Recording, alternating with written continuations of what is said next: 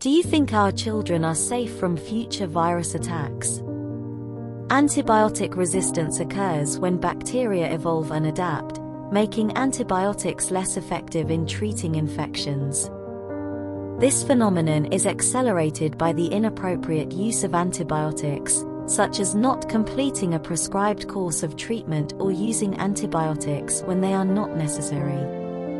Antibiotic resistance in small children can be attributed to various factors. It's essential to understand that antibiotic resistance is a complex issue influenced by both individual and societal practices. Here are some main causes. First, overuse and misuse of antibiotics. Prescribing antibiotics for viral infections, against which antibiotics are ineffective, contributes to resistance. For example, antibiotics won't work against the common cold or flu. Inadequate completion of prescribed antibiotic courses can also lead to resistance. Second, inappropriate antibiotic selection. Choosing broad-spectrum antibiotics when a narrow-spectrum one would suffice can accelerate the development of resistance. Third, self-prescription and availability.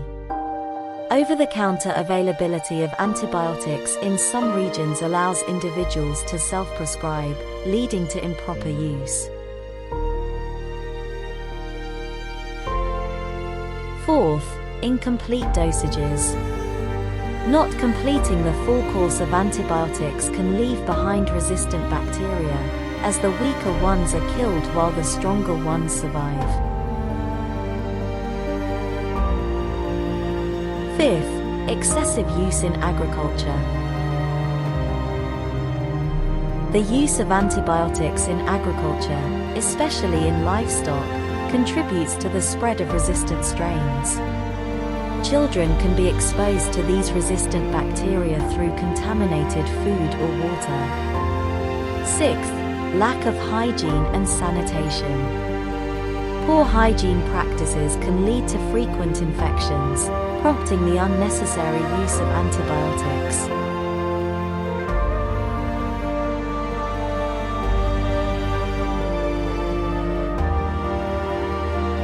Seventh, inadequate vaccination.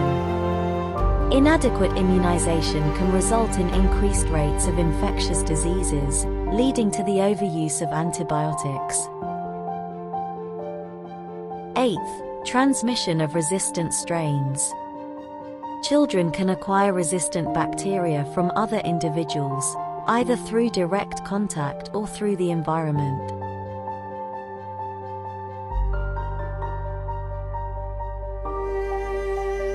Ninth, inadequate diagnostic tools. Limited access to rapid and accurate diagnostic tools may lead to empirical antibiotic use rather than targeted treatment. 10th, poor infection control practices. In healthcare settings, inadequate infection control measures can contribute to the transmission of resistant strains among patients. 11th, global travel. Increased international travel can facilitate the spread of resistant bacteria across borders. 12th, lack of public awareness. Insufficient awareness among the public, including parents and caregivers, about the proper use of antibiotics and the consequences of resistance. To address antibiotic resistance in small children, it's crucial to promote responsible antibiotic use, improve hygiene practices, enhance diagnostic capabilities, and implement effective public health measures. Additionally, ongoing research into alternative treatments and the development of new antibiotics is essential for combating antibiotic resistance.